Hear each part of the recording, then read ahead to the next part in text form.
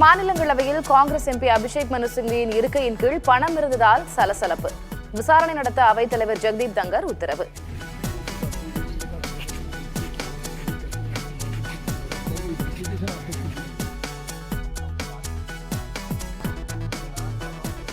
மாநிலங்களவையில் இருக்கையின் கீழ் கிடந்த பணம் தன்னுடையது அல்ல என காங்கிரஸ் எம்பி அபிஷேக் மனு சிங்வி மறுப்பு.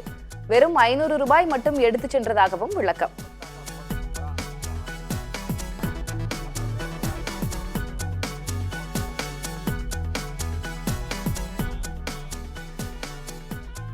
அரசமைப்பு சட்ட நகலை கையில் ஏந்தியும் மாஸ்க் அணிந்தவாறும் ராகுல் காந்தி, பிரியங்கா காந்தி உள்ளிட்டோர் பேரணி.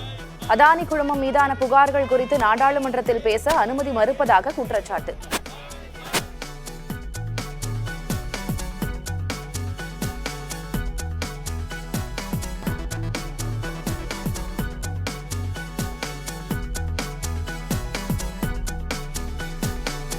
சமூகத்தை பிளவுபடுத்தும் சக்திகளை அம்பலப்படுத்துவோம் என முதலமைச்சர் மு க ஸ்டாலின் உறுதி.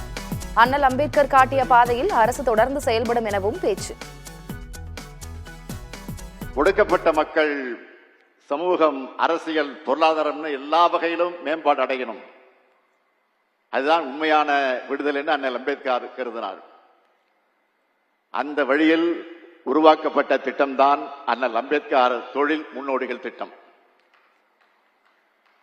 நம்ம நாடு விடுதலை அடைந்த பிறகு இதுவரை பட்டியலின, பழங்குடியின என்று தனியா முதலா தொடங்கப்பட்ட தொழில் திட்டம் இது மட்டும்தான் என்பது தனிப்பெருமை.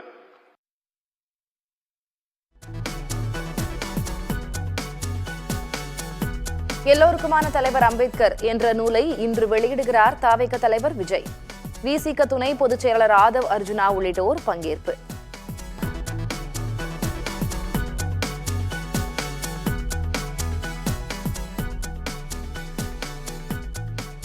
அரசியல் சாயம் பூசப்படும் என்பதாலேயே விஜயுடன் நூல் வெளியீட்டு விழாவில் பங்கேற்கவில்லை என திருமாவளவன் விளக்கம். தவிக தலைவர் விஜயுடன் எந்த முரண்பாடும் இல்லை எனவும் புதிய தலைமுறைக்கு பேட்டி. ஒரு நூல் வெளியீட்டு விழாவாக மட்டுமே நடந்திருக்க வேண்டிய நிகழ்வை அரசியல் சாயம் பூசி சர்ச்சைக்கு உள்ளாக்கியது அந்த நாளேடு. நானும் அந்த நிகழ்வில் பங்கேற்றால் அதுவும் அரசியல் படுத்தப்படும், அரசியல் சாயம் பூசப்படும், தேவையில்லாத குழப்பத்தை உருவாக்குவதற்கு இதற்கென்றே தயாராக இருக்கிற சக்திகள் முயற்சி செய்வார்கள்.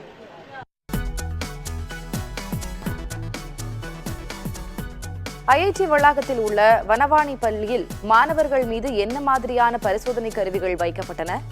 பரிசோதனையின் போது எடுக்கப்பட்ட வீடியோவை வெளியிடக் கோரி மாவட்ட கல்வி அலுவலரிடம் பெற்றோர் கோரிக்கை.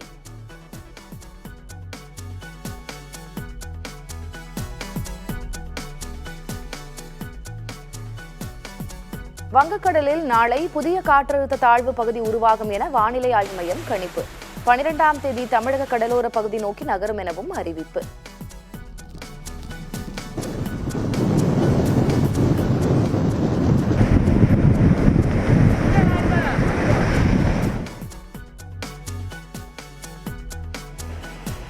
திருவண்ணாமலை மாவட்டம் சாத்தனூர் அணையிலிருந்து வெளியேற்றப்படும் நீரின் அளவு குறைப்பு. 38,000 கனஅடியாக இருந்த நீர்வரத்து தற்போது 4,500 கனஅடியாக சரிவு.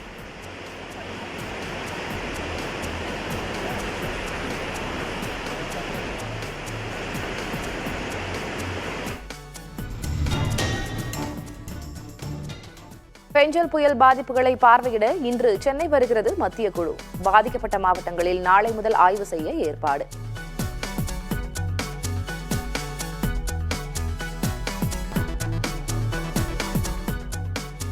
நிலச்சரிவை தொடர்ந்து திருவண்ணாமலை தீப திருவிழாவுக்கு கட்டுப்பாடுகள் விதிக்கப்படுகிறதா? இன்று முடிவெடுக்கப்படும் என அறநிலையத்துறை அமைச்சர் சேகர் பாபு பதில்.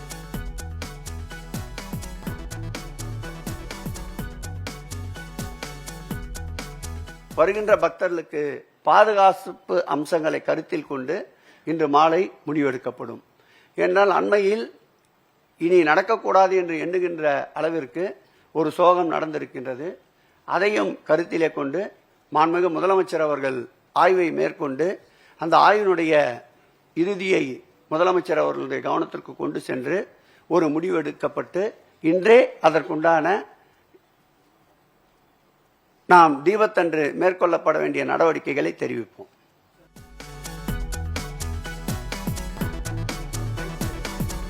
வங்கிகளுக்கான ரெப்போ விகிதத்தை 11வது முறையாக மாற்றம் செய்யாத ரிசர்வ் வங்கி. வீடு வாகன கடன்களுக்கான வட்டி உயர வாய்ப்பில்லை. India has been growing in the last 3 years at more than